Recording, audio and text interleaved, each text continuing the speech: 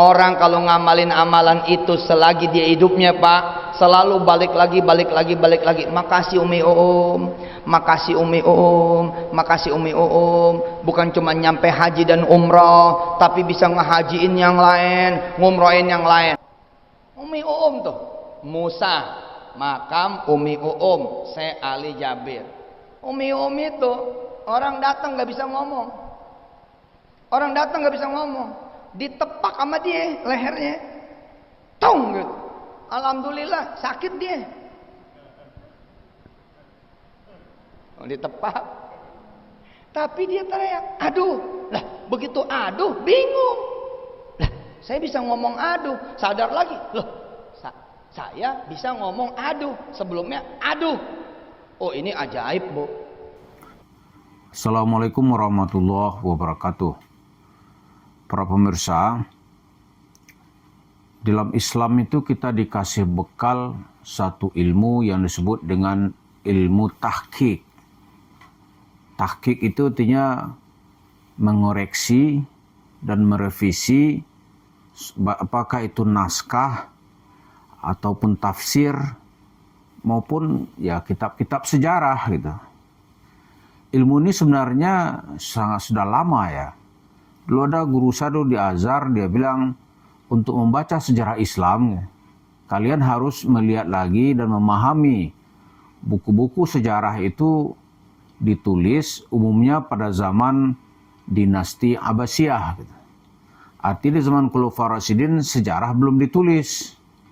Begitu juga nanti di zaman dinasti Bani Umayyah.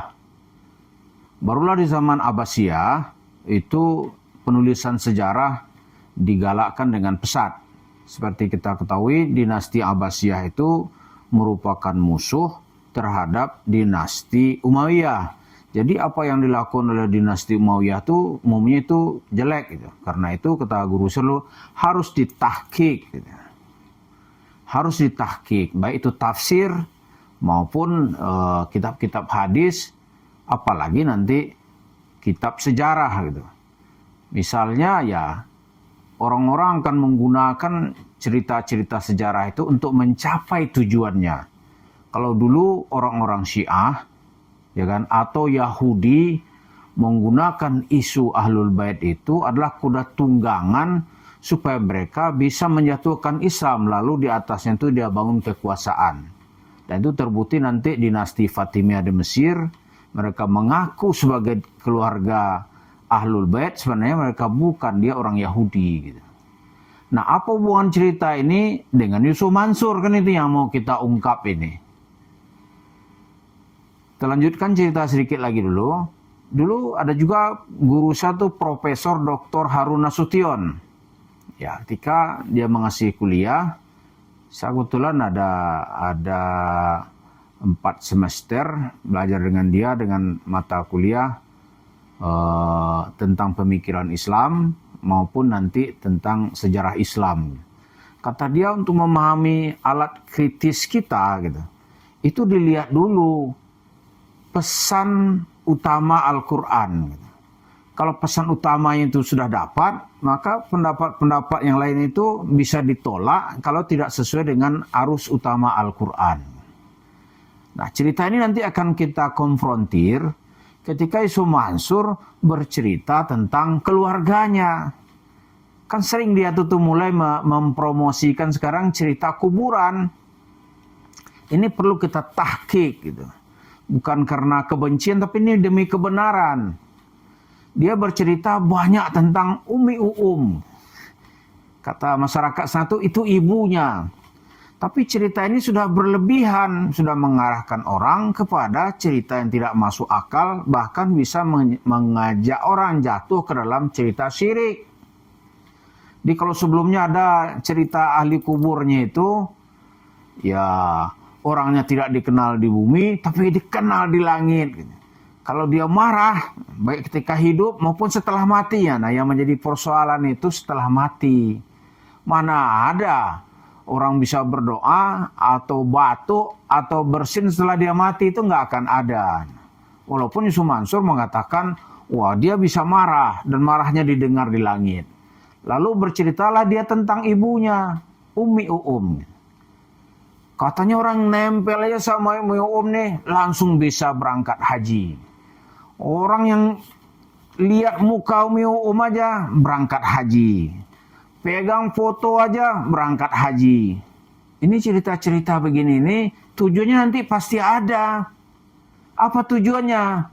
Supaya bersedekah banyak-banyak. Nah, lebih dari itu, sedekah banyak-banyak. Kalau orang bersedekah banyak, maka dia akan mendapat keberkahan. Tidak jauh dari itu. Sekarang benar nggak orang nempel aja itu bisa naik haji? Pertanyaan yang lebih kritis kita ajukan, Umi Uum ini sudah haji belum? Kemudian kapan dia naik haji? Ini yang terus kita dalami nih.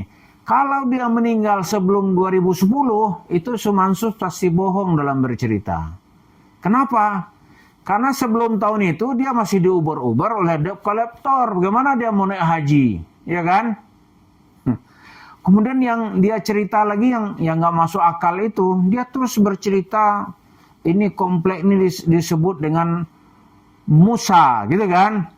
Musa. Jadi disebut dengan Umi Uum, ya kan? Kemudian Syekh Ali Jaber. Dia menggabungkannya mendompleng-dompleng Syekh Ali Jaber. Syekh Ali Jaber pastilah dia nggak akan suka dijual-jual begitu. Kalau keluarganya tahu itu mungkin dia berminat itu atau berhasrat. Bahkan kalau perlu dia memaksa gitu, untuk memindahkan kuburan Syekh Ali Jaber. Karena dalam hidup kita tahu ini ulama sunnah gitu.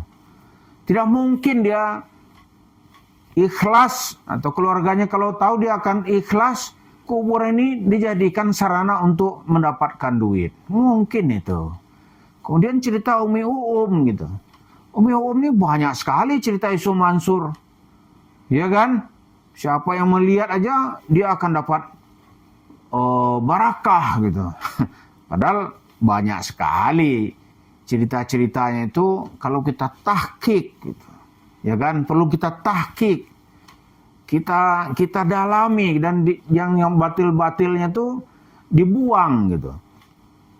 Misalnya siapa yang nempel dengan Umi Uum, dia bisa berangkat haji, langsung naik haji, pada berkah semuanya. Apa iya? Kalau dari sisi hukum pemahaman kita itu enggak, korelasinya bagaimana? Ya kan? Kalau didoakan gitu, kalau dia seorang solehah, ya mungkin doanya dijabah Allah, tapi ukurannya gimana? Kapan gitu kan, panjang gitu. Kemudian yang terputus lagi dari cerita Sumansur, atau mungkin ini sengaja diputus. Dia nggak pernah itu, coba lihat cerita Sumansur, dia menyebut bapak kandungnya. Nggak pernah itu. Nggak pernah itu. Saya tanya-tanya ke orang-orang kampung sekitar, siapa bapaknya? Itu orang nggak ada yang tahu gitu. Siapa bapaknya? Sebelum pertanyaan nakalnya, ada apa ini? Kan gitu kan? Ada apa? Apa bapaknya seorang kabib gitu, ya kan? Atau ini yang disebut kakeknya yang keturunan Yaman. Ini keturunan bapaknya ini keturunan Yaman, kakeknya namanya Haji Mansur. Apa itu?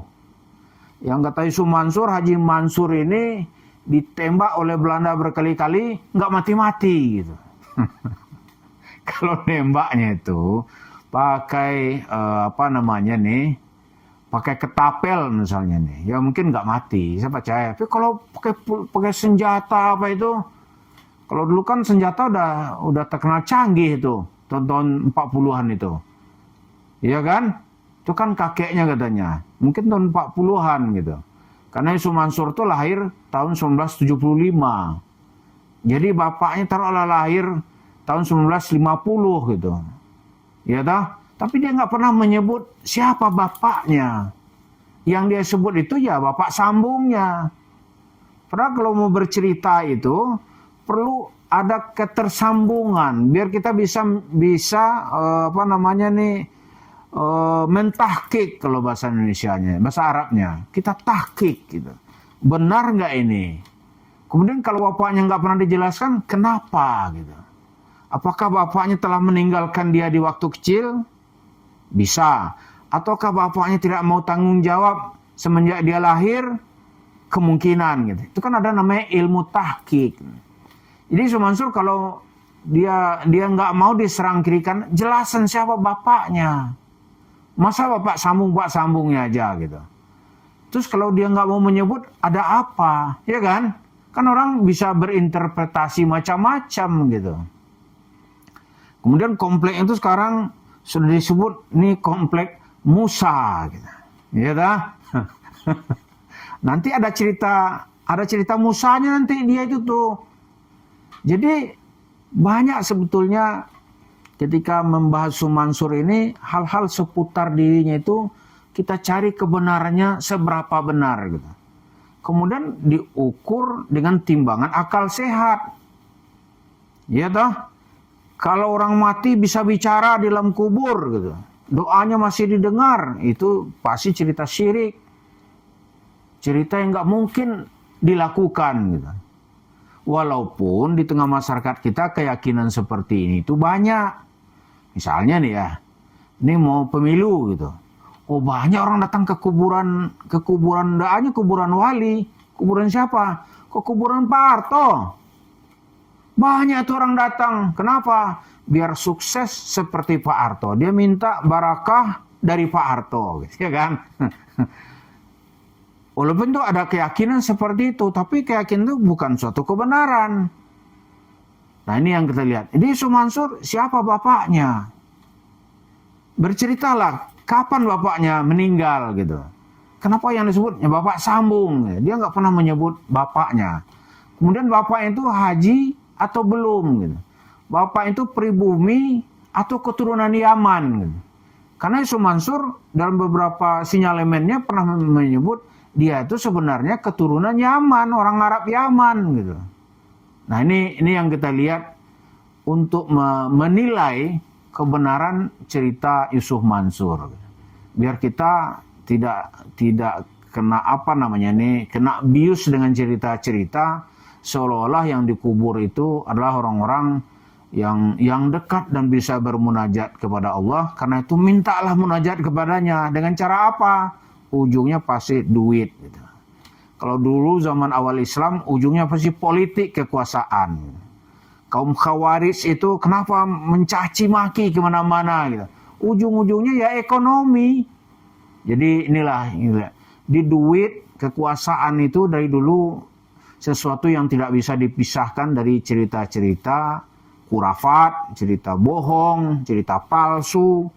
Karena itu adalah bahan bakar supaya api cerita itu bisa hidup. Jadi kita akan menanyakan terus siapa sebenarnya Bapak Yusuf Mansur. Terima kasih. Assalamualaikum warahmatullahi wabarakatuh.